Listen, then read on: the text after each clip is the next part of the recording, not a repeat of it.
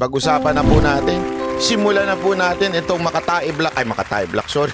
Nasanay kasi ako nasanay po ako Makatae Black eh. Pasensya na, Makatae Black ha. Makatae Black, may plano daw kayong sampahan ng kaso si Pangulong Duterte dahil wala na daw immunity si Pangulong Duterte at may sinabi siyang may pabiro siyang sinabing papatayin daw, ganyan, parang ganun. Etong si Franz Castro, ito naman si Franz Castro, mukhang talagang isinapuso yung sinabit, mukhang nasaktan kay Pangulong Duterte. Alam naman natin si Pangulong Duterte, di ba? Hindi naman ibig sabihin ganun ang kanyang malamang, malamang sa malamang, nagbibiro lang yun, di ba? Sabi nga ni Bato, maraming ibig sabihin ng papatayin. Papatayin yung ideolohiya. Yun, di ba? Hindi kasi binatapos di ba? At saka, sabi ko nga, ako lang kung talagang malakas ang loob ninyo, di-demanda ninyo. Si Pangulong Duterte, dami nyo sat-sat i-demanda ninyo nang magkaalaman talaga na ginigipit ninyo mga Duterte. Di ba? Na magkaalaman talaga na kayong mga Makabayan Black ay tuta na ngayon ni Romualdez. Yan ang totoo Akala ko nila hindi nahahalata ng taong bayan, pero ang totoo dyan, itong mga Makabayan Black, mga pawn lang nito ni Romualdez, mga tuta ni Romualdez. Dahil nga si Romualdez ay walang yagballs, inuutusan niya itong mga Makabayan Black na magsalita para sa kanya, di ba? Siya ang itong Makabayan Black ang bumanat ng confidential funds ni BP Sara. This time naman si Pangulong Duterte naman, di ba? O edi kasuhan na lang ninyo, dami nyo sat-sat. Kasuhan na lang nyo si Pangulong Duterte kung talagang malakas ang mga loob ninyo. Kasi ito lang naman yan Alam mo, sa totoo lang, ito Makabayan Black, normal na ho yan. Normal lang madaldal yan. Alam mo yan, mula pa lang noong unang panahon, pinanganak na yan para dumaldal. Totoo, walang biro ho. Yan nung Makabayan Black, daldal lang ng daldal yan. Pero hanggang dun lang naman. At wala akong nakikinig sa kanila. Wala akong command yan sa kamera. Pag may command na yan sa kamera, isa lang ibig sabihin ito. Anong ibig sabihin na may command? Pag pinakikinggan na sila, ibig lang sabihin ito, ay yung pinaka-leader ng kamera ay alam nating na inuutusan ito Makabayan Black, di ba? Kaya nga titingnan nga natin kung magpo-prosper itong banta nila, nasasampahan daw ng kaso si PRRD.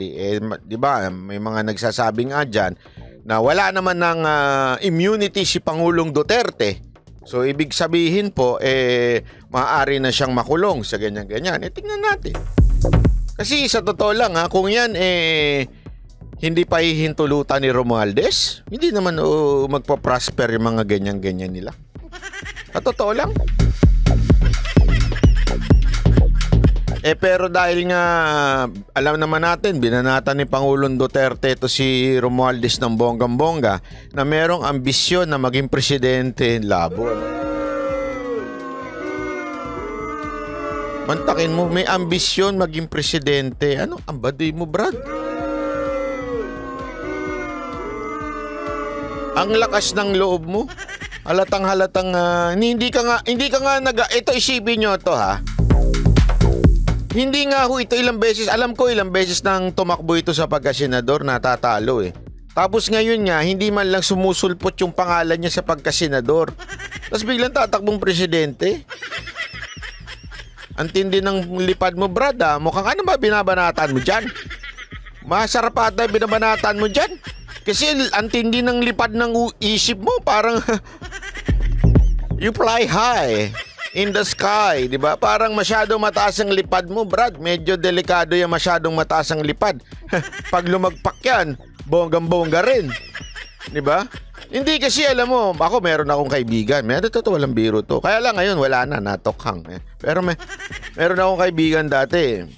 Ang tindi ng lipad niya. Walang biro. Sabi niya, alam mo, Brad, one day, magiging milyonaryo ako. Sabi niya sa akin. Bakit naman matindi lipad?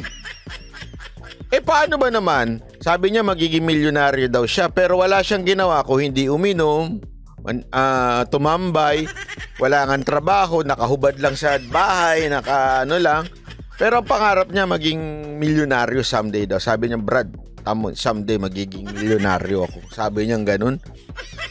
Ang taas ng lipad, ika nga, di ba? Ayun, nung bumagsak, natukhang, nayari.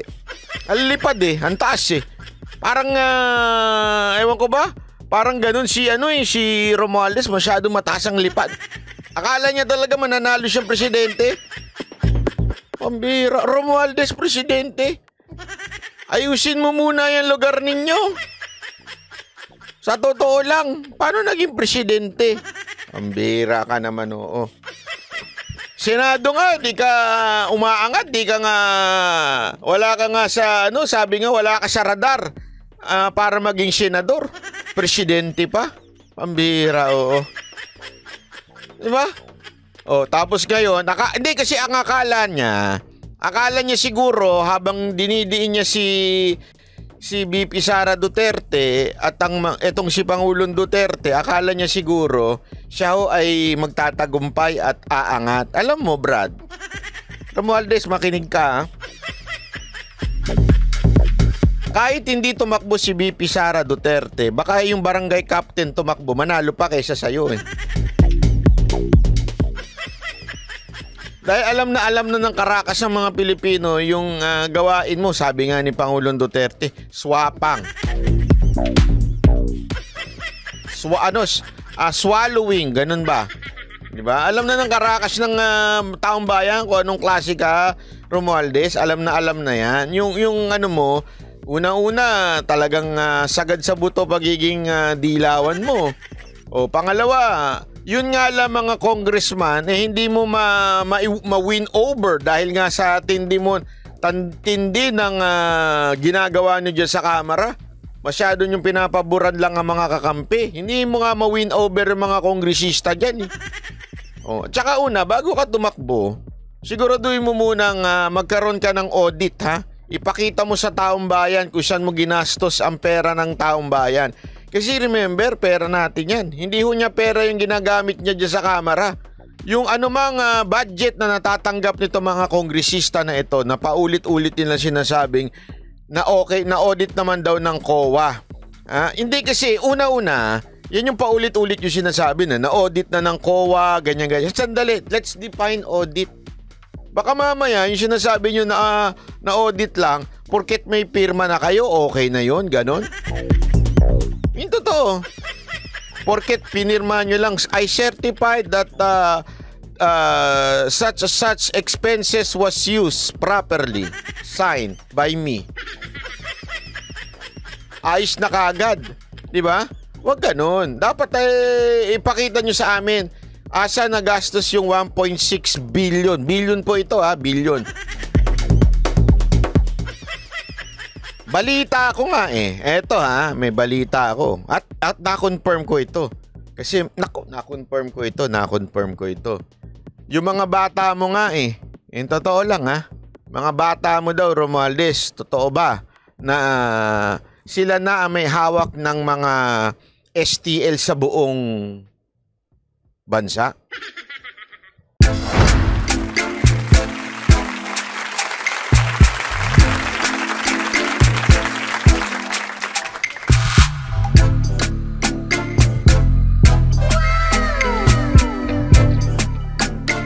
The next performance will start momentarily.